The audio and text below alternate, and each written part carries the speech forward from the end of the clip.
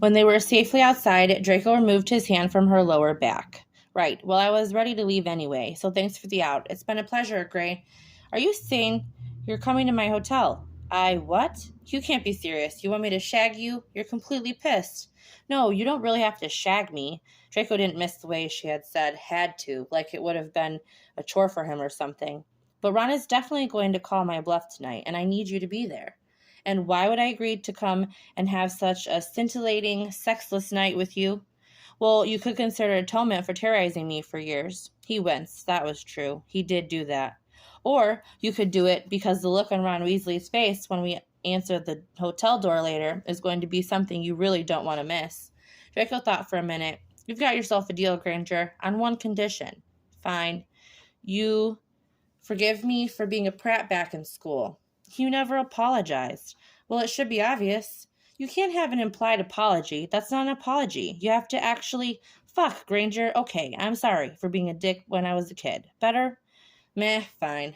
Let's go and let's get some of that good fire whiskey on the way. Hermione giggled, and Draco would have thought the noise would have given him a heart attack. Headache. But it didn't. He actually rather liked it. Draco and Hermione sat cross-legged on the bed, snacking on some muggle food she had ordered, nachos or something like that, and sipping on Ogden's finest fire whiskey. Granger had begrudgingly agreed that the previous whiskey was shit after she had been fully harassed by Draco until she admitted it. The room was dark, the only light coming from the TV that was playing some insane show where cops chased people down for the most absurd crimes he had ever heard of. One man had been arrested and handcuffed on the cement completely naked. Okay, Hermione yawned. I'm officially tired. Will you hand me my bag just there? She pointed at the end of the table on his side. He handed it over, and she pulled out 2 small vials and a silk nightgown. Draco gulped. You should undress, by the way. Ron will be coming by soon, I guarantee it. You want me to answer the door stark naked? Draco shouted. Hermione giggled again. Of course not. Will you just get down to your underwear? At least your shirt off. He won't believe it if you're sitting in your collared shirt and trousers. She hopped off the bed and ran to the bathroom, leaving the 2 vials on the bed. He peeked over and saw a sobering potion and a contraceptive potion. The sobering potion would definitely help to clear her head, and she should be feeling right as rain in an hour, and would effectively avoid a hangover tomorrow. Smart girl for thinking to pack those along. He would need to pick up that little habit. The second was probably habit. He had heard contraceptive potions worked better if you took them every day, so she was probably just being safe. Draco stood and started to unbutton his white shirt, having already removed his tie. He let the fabric slide off his sculpted shoulders and folded the shirt neatly, about to place it on the chair, before realizing in the throes of passion he wouldn't do so. He instead tossed his shirt over by the front door and undid his belt, tossing it near the end of the bed. His pants followed. He heard a door click and turned to see Granger with her hair piled up on her head in a messy knot and her nightie hanging from her frame, barely clinging to her breasts. He could faintly make out her nipples, before he reminded himself that he was dangerously close to pitching a tent in his briefs and alerting Granger to his nefarious thoughts. Holy shit, Hermione whispered, staring at him, his almost naked form, her eyes wide and her mouth hanging open. It's not polite to stare, Granger. Did you always look like that? What are you on about? I mean, oh, come on, you know, with the 6-pack and the biceps and stuff. I mean, shit. Draco had never been insecure or shy a day in his life, but he felt a slow blush spread across his cheeks as this drunken witch appraised him so openly and so appreciatively. Stop looking at me like that. She looked like a lioness circling her prey. He felt exposed at first. Who would have thought gangly little Draco Malfoy would turn into such a stud? She clucked her tongue, teasing him. Go to bed, Granger. You're drunk. I mean, you're hot, Draco. Seriously, you're a git, but you're hot. She giggled, rounding the bed lightly on her toes and snagging the 2 vials off the bed. Draco rolled his eyes and turned down the sheets on the bed, crawling in. Thanks for doing this, Malfoy. I can't believe you would humiliate me like this. We've been drifting apart for a while, but I thought I deserved better than this. Don't mention it, Granger. She opened the first vial and downed it quickly, making a face. She pulled the stopper out of the second vial and jumped as a sharp knock rapped the door. Miney, I know you're in there. Weasley was drunk, clearly, and pounding on the door in the middle of the night. Hermione's eyes got wide and stood to open it, but Draco stopped her. Just pretend to sleep, yeah? I've got it. She looked at him cautiously and nodded.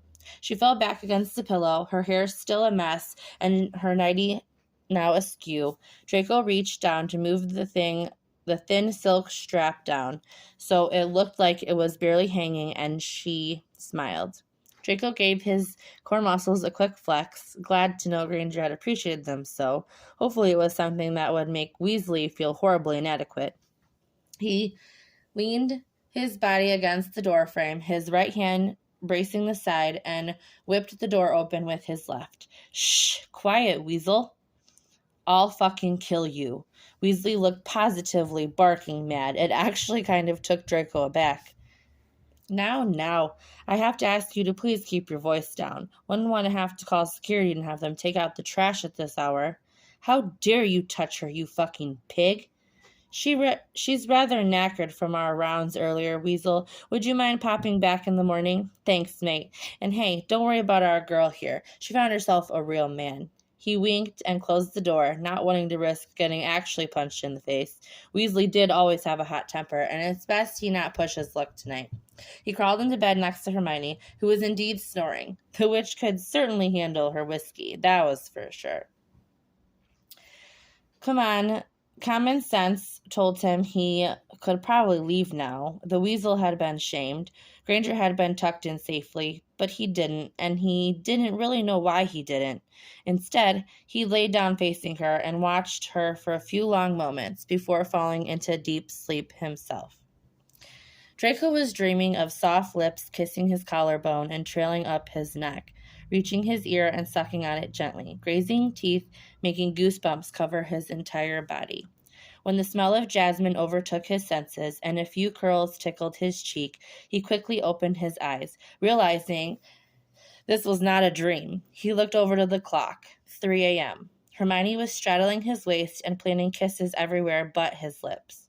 Granger, we shouldn't. You're completely pissed. I can't.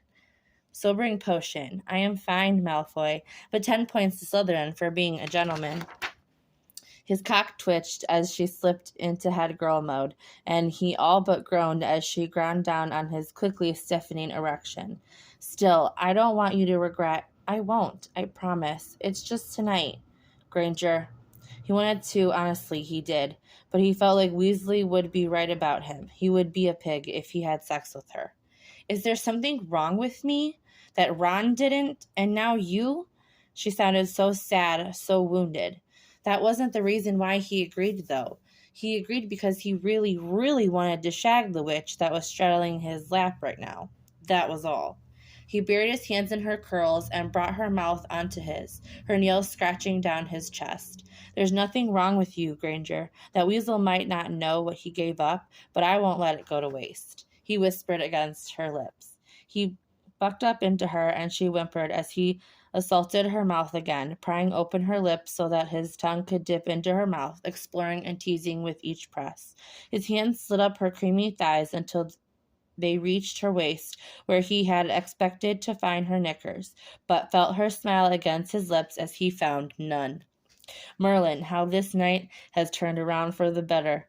He could feel her arousal as it wet his own briefs, causing him to stiffen even more. His hands left her waist and drifted up to the straps of her nightgown, gently pushing down the straps, revealing her beautiful breasts. Draco could say confidently he had never seen a more beautiful sight. He palmed them firmly, and she moaned at the rough touch. He leaned up to take one of her taut nipples into his mouth, letting his teeth graze in the sensitive buds slightly, while he pinched the other.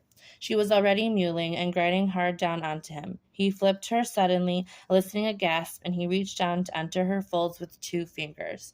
God, you're so wet, Granger, he purred into her ear, pumping his fingers in and out, reaching up to curl his fingers around the sweetest spot that would make her. Oh, yes, that would make her make exactly that sound. Draco smiled to himself. He reached down and tugged down the front band of his briefs, not wanting to stray far enough to even let them down all the way. The band fell halfway across his ass cheeks, but at least his member was free, and it was begging to be inside the witch beneath him. He positioned himself so his tip was right at her entrance, only sinking in an inch and then retreating again. He continued this relentless agony until she was writhing beneath him and begging him for more. He entered her quickly and fully and hissed at the new surroundings. "Oh, fuck, you're so tight." Hermione groaned as he spoke in her hair, telling her every dirty thought that crossed his mind. As he began pumping quicker inside her, he could feel her walls begin to tighten and respond around his shaft, begging for him to maintain the tempo he had set. "Hermione, come for me." And she did, and it was the most beautiful sight Draco had ever seen. He quickly succumbed into his own orgasm. Panting, he collapsed on top of her. As he hovered over her, sharing in deep breaths, he realized he forgot to cast the contraceptive spell. She had taken that second potion, right?